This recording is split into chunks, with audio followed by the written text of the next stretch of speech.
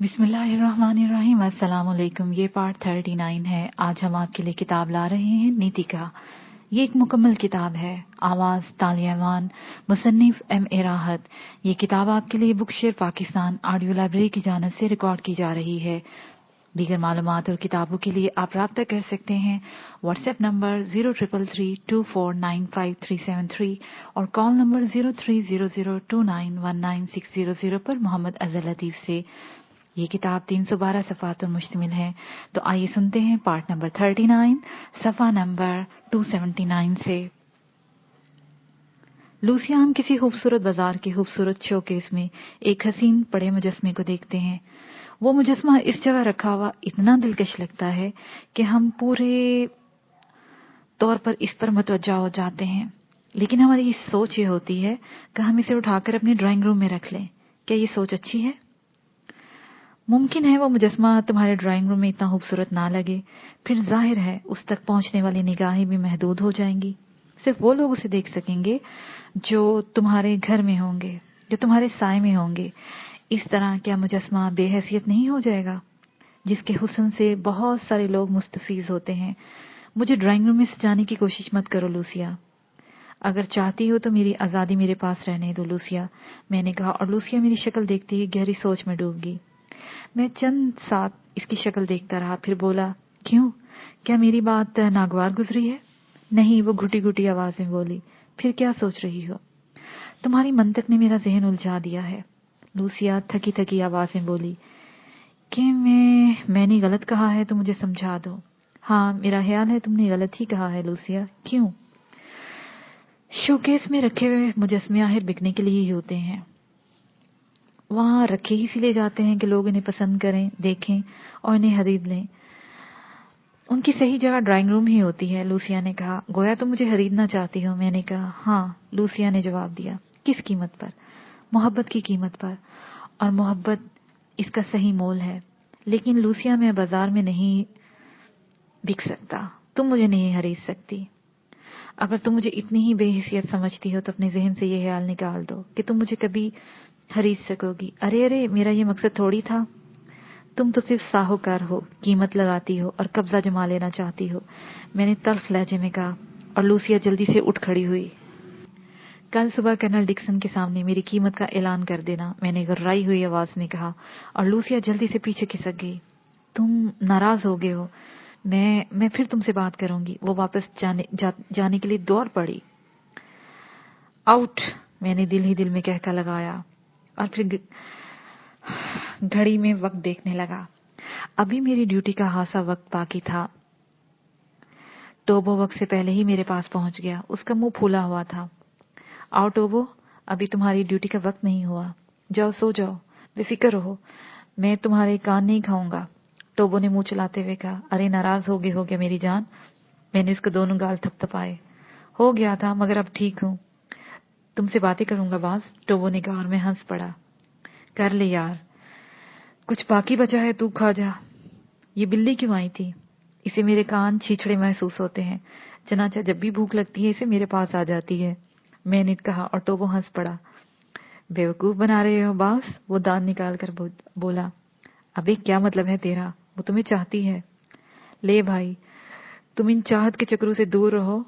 अच्छे खासे आदमी हो, दूसरों की टो में रहते हो, खुद भी खराब हो जाओगे। बस अपना काम किया करो। मैं उठकर सोने के लिए चला। दूसरी सुबह रवानगी के लिए भी जल्दी हमने मचाई। जल्दी जल्दी सारा सामान चेक किया गया और भैंसों की पुश्त पर सामान इस अंदाज से रखा गया कि दरमियान में बैठने की जगह महफूज हो जाए। घोड़े कम थे और अफराद ज्यादा, चुनाचा लड़कियों को काबिल एतमाद मर्दों के साथ बैठा दिया गया। टोबो और क्रिस्टोफर ने भैंसे संभाल लिए, क्योंकि भैंसों को ड्राइव करना ज्यादा मुश्किल था। खूब उछल कूद मचाई थी उन्होंने। टोबो तो खैर, मुझे उस पर एतमाद था। उसने भैंसे का दिमाग दुरुस्त कर दिया। लेकिन क्रिस्टोफर भी फर्तीला और जिंदा दिल नौजवान था। 2 दफा भैंसे से गिरा, लेकिन उसकी हिम्मत नहीं टूटी। लेकिन फिर उसने भैंसे की नाक में पड़ी हुई रस्सियां रगड़ी और उसके रगड़ने से भैंसा दुरुस्त हो गया। फिर ये काफिला नीतिका की तरफ चल पड़ा। सफर सफर सफर, रास्ते का कोई तयन नहीं था, बस सब चल रहे थे। अगर कोई राहब था तो टोबो, जिसने सुनी सुनाई कहानियों के मुताबिक चंद निशानियां बताई थी जो नीतिका की रहनुमाई करती थी। इस सिलसिले में सफर के चौथे दिन पहाड़ी मीनार नजर आया और टोबो उछल पड़ा। वहीं से उसने अपनी समझदारी का मुजाहरा शुरू कर दिया था। बास, उसने अपना भैंसा मेरे घोड़े के करीब लाकर आहिस्ता से कहा, क्या बात है, बोलो। ये जमीन आप देख रहे हो, क्या बकवास है। मैं उस लंबे पीले पहाड़ के बारे में कह रहा हूं, टोबो ने कहा। और फिर मैंने मीनार नुमा पहाड़ की तरफ देखा। हवाओं की तराश ने दर हकीकत एक सीधा मीनार तामीर कर दिया था जो काफी चिकना था और उसमें कोई रहना नहीं था। अनोखा पहाड़ है, मैंने इतराफ करने वाले अंदाज में कहा। हाँ, और शायद सदियों से यूं ही है, टोबो ने कहा। सदियों से क्यों? इसकी 27 पुश्त दर पुश्त चली आ रही है। सुना है कि हर साल की एक रात को इस पहाड़ की चोटी पर जश्न होता है और बुलंदियों पर देवता रक्स करते हैं। ओ, इन नोकदार बुलंदियों पर? मैंने हैरत से कहा। देवता जो ठहरे, टोबो बोला। कभी फिसल पड़े तो?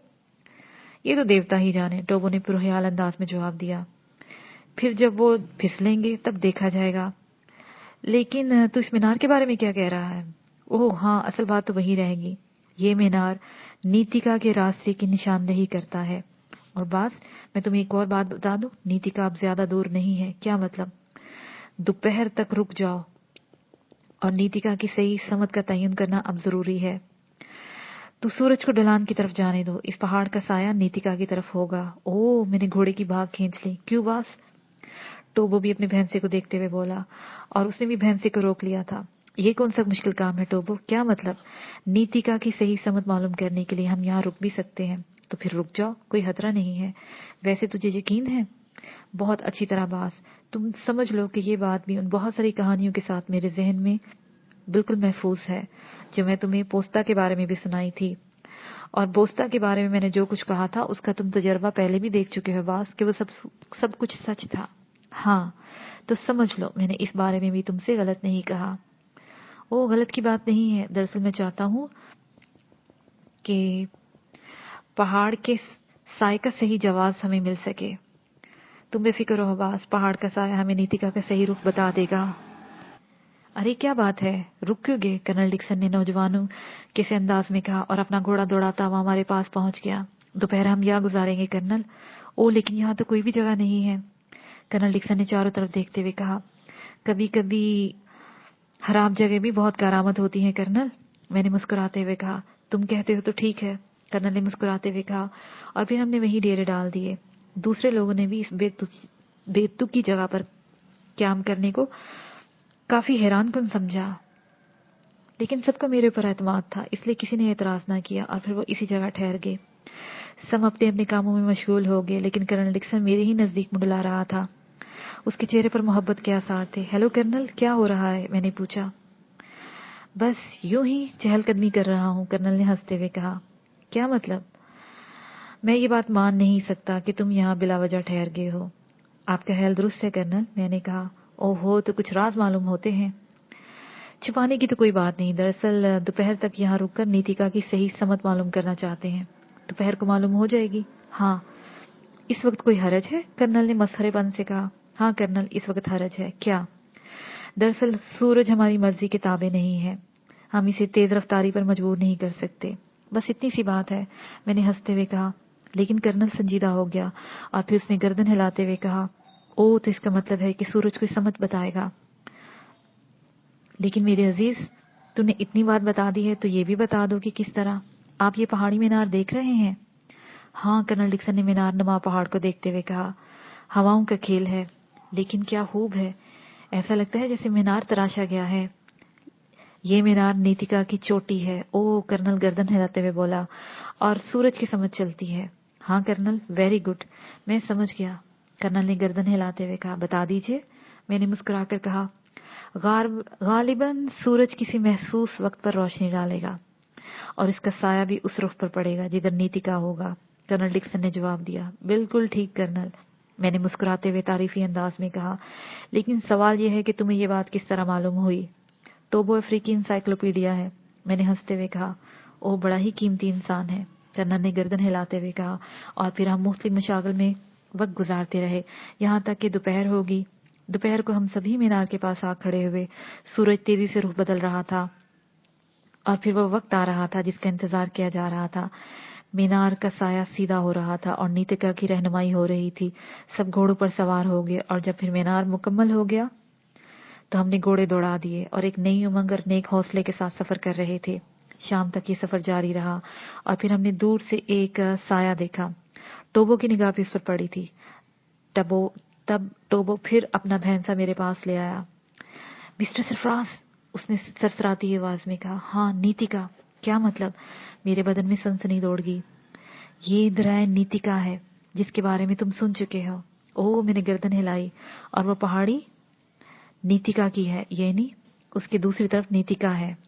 तुम पूरे एतमाद से ये बात कर रहा है टोबो? तुम्हारे सामने मैं कोई ऐसी बात कह सकता हूँ जिस पर मुझे बाद में शर्मिंदा होना पड़े? टोबो ने जवाब दिया। तब क्यों ना ये इस दरिया की रात को सैर की जाए? हाँ, अभी काफी रोशनी बाकी है, हम दरिया तक पहुंच सकेंगे, टोबो ने जवाब दिया और फिर उसने गर्दन हिला दी। सफर जारी रहा और फिर हम दरिया के नजदीक पहुंच गए। जंगल का इलाका, दरिया के अभी हम बिल्कुल किनारे पर ना गए थे। मुमकिन है घड़ियाल हो और रात को नुकसान पहुंचाए। ये ख्याल दुरुस्त था। दूर से स्याह धब्बे रेंगते नजर आ रहे थे जो कि यकीनन घड़ियाल थे। हमने दरिया से फासले पर कैंप बना दिया और अपने अपने कामों में मशगूल हो गए। लेकिन एक और बात ने हमारी रगों में सनसनी दौड़ा दी। किसी ने भी उस दिन खाना ठीक से नहीं खाया था। इस बात को कर्नल डिक्सन ने खास तौर पर महसूस किया। चुनांचे सारे कामों से फारिग होकर वो क्रिस्टोफर के साथ मेरे पास आ गया। सरफराज, उसने मुझे मुखातिब किया। आइए कर्नल, आइए।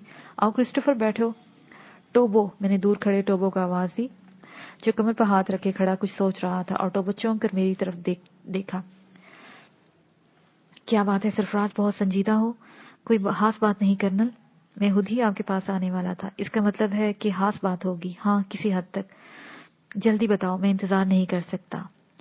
हम नीतिका पहुंच चुके हैं। कुछ कुछ मुझे भी एहसास था। मगर वो कहाँ है? क्रिस्टोफर ने पूछा। पहाड़ों की दूसरी तरफ। इतना नजदीक? कर्नल ने भी ताज्जुब से कहा। हाँ कर्नल, भाई मैं तो बड़ी सुस्ती महसूस कर रहा हूँ। अब हमें अपना आइंदा लाहेमल सोचना है कर्नल। बिल्कुल, ये दरियाए नीतिका है। हम इसे अबूर करके वहां तक पहुंचेंगे और फिर पहाड़ों को तय करेंगे। उनकी दूसरी जानब नीतिका की बस्ती है। लेकिन सरफराज, दरिया में तो घड़ियाल मालूम होते हैं, कर्नल ने कहा। आपने कैसे अंदाजा लगाया? मैंने स्याह धब्बे रेंगते हुए देखे हैं, कर्नल ने जवाब दिया। ठीक है बास, किनारे पर वाकई घड़ियाल मौजूद है। टोबो ने भी तायद की।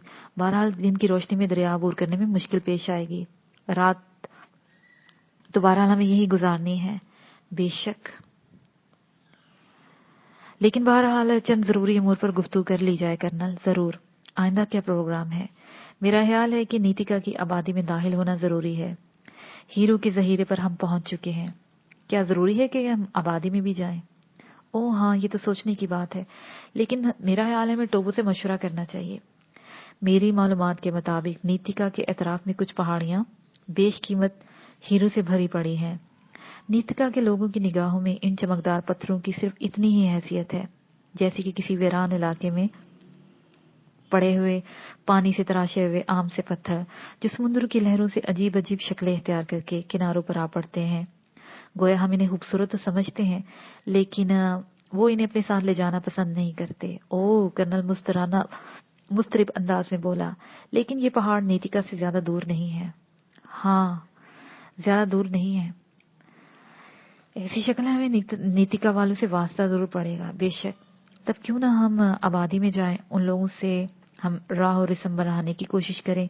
अगर हम इन्हें दोस्त बना सके तो हमारा काम आसान हो जाएगा, और अगर हम दोस्त ना बना सके, कर्नल खौफजदा अंदाज में बोला, तब भी हमारा काम आसान ना होगा। इसका मतलब है इसमें दाखिल होना जरूरी है। मेरे ख्याल में तो जरूरी है। ठीक है, लेकिन हम इन्हें दोस्त कैसे बना सकेंगे? कोशिश करना पड़ेगी। हमारे पास तो कुछ तोहफे भी नहीं है जो हम इन्हें दे सके। सुना है कर्नल, नीतिका का कानून इतना फरसूदा नहीं है। बाकी बस्तियों के मुकाबले में ये काफी तरक्की याफ्ता बस्ती है। बहरहाल हमें इसमें जाना तो जरूरी है। ठीक है कर्नल, जो होगा देखा जाएगा। हमें चलना चाहिए, मैंने कहा। आखिरी बार हिलेन के अतिये से फायदा उठाना चाहता था मैं। अगर कोई गड़बड़ हुई तो देखा जाएगा, और ये बात तय पा गई कि कल सुबह हम अपनी जिंदगी की अहम तरीन मंजिल की तरफ पेशकदमी करेंगे। ये रात अजीब आलम में गुजरी थी। सिर्फ मैं ही उलझा हुआ नहीं था, कर्नल भी नहीं सोया था, क्रिस्टोफर और दूसरे लोग भी जाग रहे थे। हाँ, सुकून की नींद सोने वाला सिर्फ टोबो था, और उससे अच्छे खासे इंसान पर वाकई शक होने लगता था। माल, दौलत, मौत, जिंदगी सबसे बेनियाज, कैसी सुकून की जिंदगी थी उसकी। रात आहिस्ता आहिस्ता गुजरती रही और फिर तारीकी छटने लगी। पूरी रात किसी को नींद नहीं आई थी, लेकिन सुबह की रोशनी हंगामा हेज थी। दरअसल रात के किसी भी लम्हे में एहसास नहीं हो सका था कि हमें घेरा जा रहा है। जब सुबह हुई तो देव कामत लोगों का एक तवील सिलसिला नजर आया, जो घास के लिबासों में मलबूस थे और उनके हाथों में लंबे लंबे नेज़े और कुल्हाड़ियां थी। वो कीना तोस निगाहों से हमें देख रहे थे। शायद रात को ही हमें महसूर कर लिया गया था और वो सुबह होने का इंतजार कर रहे थे। अब मैंने इन्हें देख लिया। हर शख्स के औसान हता होने लगे। कर्नल डिक्सन मेरे नजदीक आ गया था। मेरा ख्याल है हालात ठीक नहीं है, इनके चेहरों के तासरात अच्छे मालूम नहीं होते। वो सरसराती आवाज में बोला, टोबो। मैंने टोबो को आवाज दी। Yes boss. टोबो बेवकूफी से बोला, तुम्हारा क्या ख्याल है? जो कर्नल का, उसने इंतहाई इत्मीनान से जवाब दिया, और मैंने अजीब सी निगाह उसके चेहरे पर डाली। नीतिका के बशिंदे हैं 100%। तो फिर अब क्या किया जाए? इंतजार, टोबो ने कहा, और मैंने गर्दन हिला दी। टोबो का कहना ठीक ही था। मैंने कर्नल से कहा, तमाम लोगों से कह दे कर्नल, बिल्कुल खामोश खड़े रहें, कोई ऐसा काम ना करे जिससे कोई गड़बड़ ना हो, और ना ही परेशान होने की कोई जरूरत है। हम हालात को काबू करने की कोशिश करेंगे। ठीक है, मैं कह देता हूँ, कर्नल ने कहा और आगे बढ़ गया। और फिर उसने दूसरे लोगों को मुकम्मल सब्र की तलकीन की और वापस मेरे पास पहुंच गया। बड़ी अजीब कैफियत थी। हम सब खामोश खड़े थे और थोड़े ही फासले पर वो लोग भी साकत और जामद खड़े थे, जैसे वक्त थम गया हो। तुम इनकी खामोशी की वजह समझ रहे हो बास? टोबो ने कहा। नहीं। मैंने टोबो की तरफ देखा। वो हमारे हमले का इंतजार कर रहे हैं, हमारी तरफ से बस किसी तहरीक के मुंतजिर हैं। ओ, तब फिर क्या किया जाए? उनकी गलतफहमी कैसे दूर की जा सकती है? बस 1 मिनट इंतजार करो, फिर मैं, तुम और कर्नल उनकी तरफ जाएंगे और उनसे मिलेंगे। हम तीनों अपने हाथ सर से ऊंचे उठा देंगे ताकि उनको हम में से किसी पर शक ना हो। ठीक है, वैसे शानदार लोग हैं टोबो। हाँ बास, इनके रंग भी ज्यादा स्याह नहीं है, और इनके चेहरों के नकूश भी अफ्रीकी से मुख्तलिफ है। मैं खुद इन्हें देखकर हैरान हूँ, टोबो ने कहा, और मैं खामोश हो गया। दूसरी तरफ वही सकूत था। टोबो, यस बास, पत्थर के बुत तो आगे नहीं सिरकेंगे, आओ, अचानक टोबो ने कहा, और फिर अपने दोनों हाथ ऊपर उठा दिए। कर्नल डिक्सन ने और मैंने भी इसकी तकलीद की और हम तीनों आगे बढ़ गए। हम खामोश थे, हमें घूरने वाले इसी अंदाज में खड़े थे। और फिर जब हम उनके करीब पहुंचे तो रीछ की स्याह खाल पहनने वाला कवि हेकल नौजवान आगे बढ़ा। उनके चौड़े चेहरे और गर्दनें मोटी थी। स्याह आदमी, क्या तुम अफ्रीकी जुबान बोल सकते हो? उनमें से एक ने भारी आवाज में कहा। ना सिर्फ ये, बल्कि मैं बोल सकता हूँ दोस्त, मैंने आगे बढ़कर कहा, और वो चौंक कर मुझे देखने लगा। बल्कि मैं समझ भी सकता हूँ। शायद मुझे अपनी जबान बोलते देखकर उसे हैरत हुई थी। वो मेरे सामने आ गया, लेकिन उसके चेहरे की करख्तगी बरकरार थी। क्या तुम्हारे पास आग उगलने वाले और शोर मचाने वाले हथियार हैं? उसने स्पार्ट आवाज में पूछा। नहीं, मैंने जवाब दिया। सच बोल रहे हो? हाँ दोस्त, बिल्कुल सच। हम किसी बुरे इरादे से नहीं आए। पत्थरों की तलाश में आए हो? पहली बार उसके होंठों पर मुस्कुराहट की लकीर खींच गई। हाँ, ये झूठ नहीं है। लेकिन हमें कैसे मालूम कि तुम्हारे पास जिस्मों में सुराख करने वाले हथियार नहीं है? तुम हम में से हर एक की तलाशी ले सकते हो। कोई है? उसने अपने साथियों की तरफ देखा और उसे हुक्म दिया कि वो चंद लोगों के सामने आगे बढ़े और हमारे सामान की तलाशी ले। कर्नल, मैंने कर्नल को मुखातब किया, ये लोग तलाशी लेंगे। आप सबको हदायत करें कि कोई भी रद्द अमल जाहिर ना करे, सब अमन में रहें। और फिर कर्नल तलाशी लेने वालों के साथ चला गया। उसने अपने साथियों को समझा दिया था कि तलाशी लेने वाले मुतमईन हो जाएंगे। उन्होंने वापस आकर अपने लीडर को इतला दी कि आतिशी हथियार नहीं है इनके पास। तब लीडर ने पीछे मुड़कर हाथों को हवा में लहराकर कुछ इशारा किया और मुहासरा खत्म किया गया। वो लोग एक जगह सिमट गए थे। चलो, लीडर ने हमें इशारा किया। मगर कहाँ दोस्त? बस्ती नीतिका में। तुम मलका नीतिका के कैदी हो। ओ, तुम हमें कैदी बना कर ले जाओगे? हाँ। क्या नीतिका वाले इतने बदअखलाक हो गए हैं कि अमन पसंद मुसलमानों के साथ भी ऐसा सलूक करते हैं? मैंने कहा, ये बात तुम मलका से करना। नीतिका की मलका से? हाँ। तो क्या नीतिका को कोई हुक्मरान नहीं है? मेरा मतलब है मर्द नहीं। मैंने टोबो की तरफ देखा। टोबो ने शाने हिला दिए और फिर हम इन लोगों के साथ आगे बढ़ गए। रीछ की खाल वाला कवि हेकल नौजवान हमारे साथ चल रहा था। उसके कृत हदोहाल अब किसी हद तक नरम पड़ गए थे। वो किसी सोच में खोया हुआ महसूस होता था। हम दरिया की तरफ ही बढ़ रहे थे, लेकिन ऊपर की तरफ। शायद इन लोगों को कोई ऐसा रास्ता मालूम था जहां दरिया में घड़ियाल ना थे। इससे पहले नीतिका के लोगों का ये असूल ना था। चलते चलते रीछ की खाल वाला अचानक बोल पड़ा, क्या मतलब? हम मेहमानों के साथ बुरा सलूक नहीं करते थे। शायद इस दौरान वो मेरी ही बात के बारे में सोचता रहा था। फिर अब क्या हुआ? मैंने पूछा। मलका नीतिका अजनबी लोगों को पसंद नहीं करती। कबीले में दाखिल होने वालों को कोई आजादी नहीं दी जा सकती। हमारे मुखबरों ने रात को ही हमारी आमद की इतला दे दी थी और हमने तुम्हें गिरफ्तार करने की तैयारियां शुरू कर दी थी। थोड़ी देर के बाद हम दरिया के किनारे पर पहुंच गए, जहां गहराई ना होने के बराबर थी। दूर दूर तक नुकीले पत्थर लगे हुए थे और ये पत्थर यकीनी तौर पर खुद लगाए गए थे और उनकी वजह समझ में आती थी। आबी जानवर, उनके जिस्म की खाल बेहद नरम होती थी, इसलिए वो नुकीले पत्थरों पर आ सकते थे और यहां से दरिया आसानी से पार किया जा सकता था। लेकिन जिस चीज ने कर्नल डिक्सन और दूसरे लोगों को हैरान कर दिया, वो इन पत्थरों में चमकने वाले हीरे थे। हीरों के बेशुमार छोटे बड़े टुकड़े पत्थरों में पड़े थे। मेरे खुदा! कर्नल डिक्सन के मुंह से निकला। क्या हुआ कर्नल? इधर देखो, हीरे, मैंने मुस्कुराते हुए कहा। हाँ बाहुदा, हीरे तो हैं।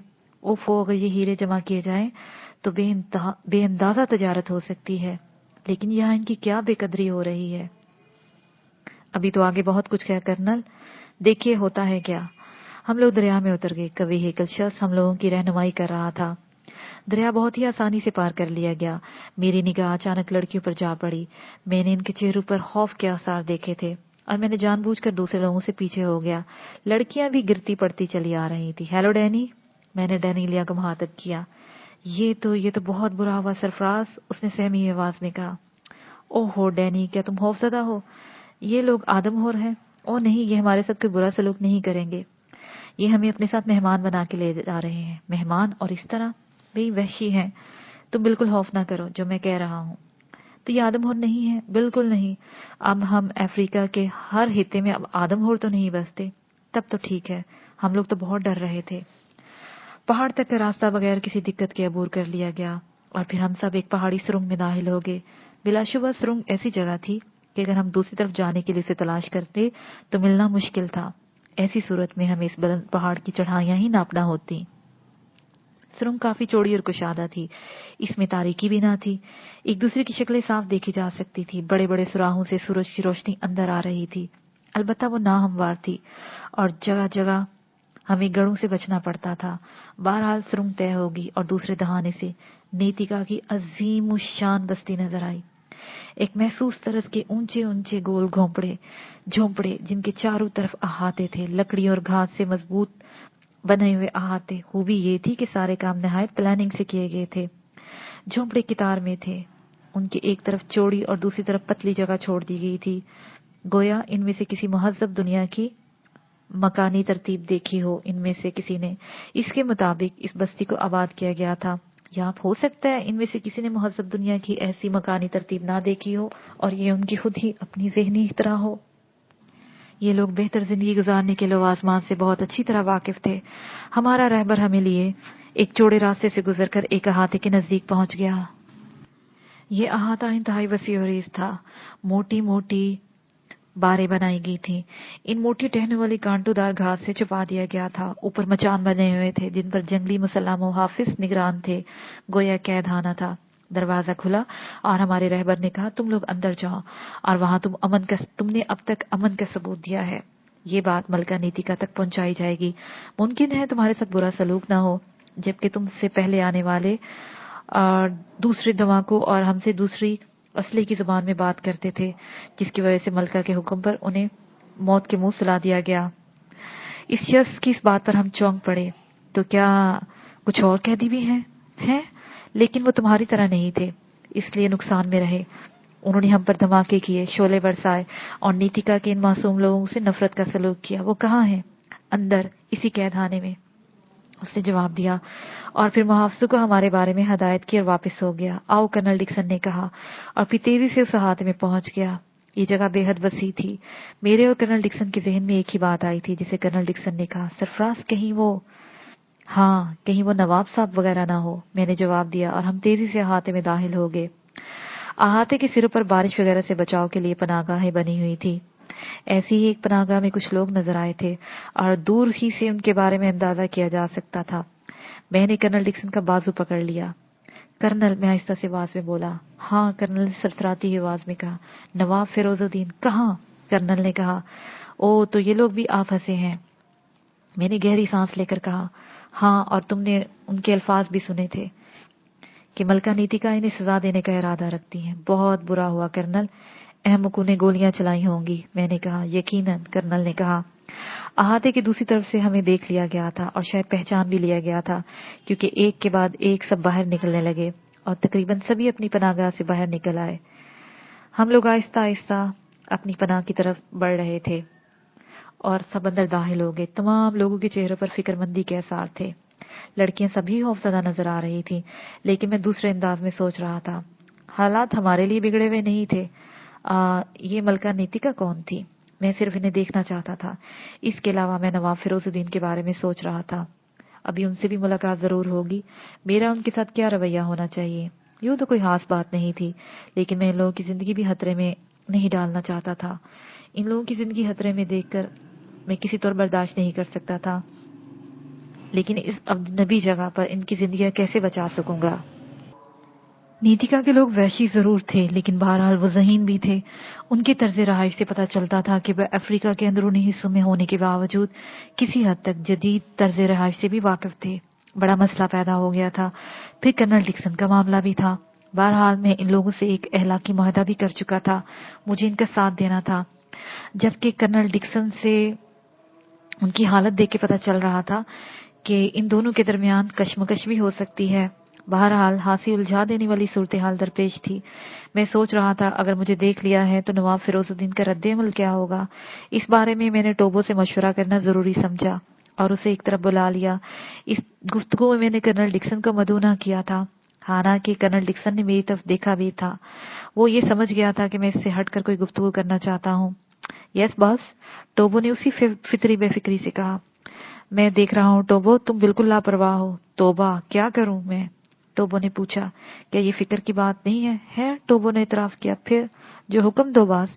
ویسے ہماری پوزیشن زیادہ خراب نہیں ہے. نواب صاحب اور اس کے ساتھ ہی خطرے میں ہیں اور تم میری عادت سے واقف ہو. میں نے ہونٹ بھینچ کر کہا. اچھی طرح باس, بہت اچھی طرح. ٹوبو ہنس پڑا. کیا جانتے ہو؟ یہی کہ تم انہیں کسی طور مرنے نہیں دو گے. ہاں, ہمیں خطرے کے وقت ان کی مدد کرنا ہوگی. کریں گے نا باس, فکر مند کیوں ہو؟ ٹوبو نے کہا. اتنے سرسری انداز میں نہ سوچو, حالات زیادہ اچھے نظر نہیں آ رہے. میں نے کہا اور ٹوبو حیرت سے میری شکل دیکھنے لگا. ارے باس خیریت, تمہیں کیا ہو گیا ہے؟ کیوں تم اتنی فکر مند کیوں نہیں ہو؟ یقین نہیں آ رہا. ہاں بولو. ان میں سے ایک کی بھی زندگی نہیں جانی چاہیے. ان سب کی زندگی کی حفاظت کرنا ہمارا سب سے بڑا فرض ہے. تو ہم اپنا فرض پورا کریں گے, ٹوبو نے کہا. لیکن ہمیں پروگرام بنانا ہوگا. پروگرام؟ ہاں, تو ٹھوس اور جامع پروگرام. ایسا نہ ہو کہ ہم دیر سے سوچیں. ہاں باس, یہ تو ہے, ٹوبو نے کہا. اور پھر ہم دونوں سوچ میں ڈوب گئے. کافی دیر کے بعد ٹوبو نے کہا. باس, کرنل ڈکسن کی نواب فیروز الدین سے چل رہی ہے. ہاں, میں نے ٹوبو کو دیکھا. تب پھر کرنل ڈکسن تو اس پروگرام کو دلچسپی نہیں دیں گے. یہ اس کی مرضی ہے. لیکن اگر کرنل ڈکسن اس وقت بھی خود غرضی سے کام لے گا تو یہ کوئی اچھی بات نہ ہوگی. کچھ کہا نہیں جا سکتا, ٹوبو نے کہا اور پھر خاموش ہو گیا. کرنل ڈکسن دور سے ہمیں ہی دیکھ رہا تھا اور بے چین تھا. میرے ذہن میں نواب فیروز الدین کا بھی خیال تھا. یہ اندازہ تو ہو چکا تھا کہ ان لوگوں نے ہمیں دیکھ لیا ہے اور پہچان بھی گئے ہیں. سب لوگوں کے نکل آنے سے یہ اندازہ ہوتا تھا. اب یہ دیکھنا یہ تھا کہ وہ لوگ خود بھی آگے آتے ہیں یا نہیں. ڈینیلیا کے کہنے کے مطابق میری طرف سے تو ان کا ذہن صاف ہو چکا تھا. باقی رہ گئے تھے کرنل ڈکسن وغیرہ. ٹوبو اٹھ گیا. اس موضوع پر کرنل ڈکسن سے بھی میں گفتگو کرنا چاہتا ہوں. یہ احساس ہوتے ہی اب میں فری ہو چکا تھا. کرنل ڈکسن میری طرف دوڑتا آیا. اوہ, کوئی ہاتھ مصروفیت تو نہیں ہے سرفراز؟ اس نے ہاتھ ملتے ہوئے کہا. نہیں کرنل, فرمائیے. اس نئی صورتحال کے بارے میں کیا خیال ہے سرفراز؟ کرنل نے کہا. ہانسی الجھی ہوئی ہے. یہ لوگ تو ہاتھ سے ہوشیار معلوم ہوتے ہیں, انہیں رام کرنا سخت مشکل ہوگا. میرا بھی یہی اندازہ ہے. تو اب دیکھیں گے کرنل کیا حالات ہوتے ہیں. اس کے علاوہ نواب صاحب کی پارٹی سے بھی مجھے بہت خطرہ ہے، ان لوگوں نے شاید فائرنگ کی ہے، ممکن ہے کچھ وحشی مارے گئے ہوں، ہاں ممکن ہے، لیکن یہ بہت ہی خطرناک بات ہے سرفراز، کرنل ڈکسن تشویش سے بولا۔ مجھے اس بات کی بے حد خوشی ہوئی۔ بہرحال کرنل ڈکسن انسانیت سے عاری شخص نہیں تھا، اسے ان لوگوں کی فکر تھی۔ ہاں خطرناک بات تو ہے، میں نے سرسری انداز میں کہا، پھر ممکن ہے ہم سے پہلے ان لوگوں پر کوئی مصیبت نہ آ جائے۔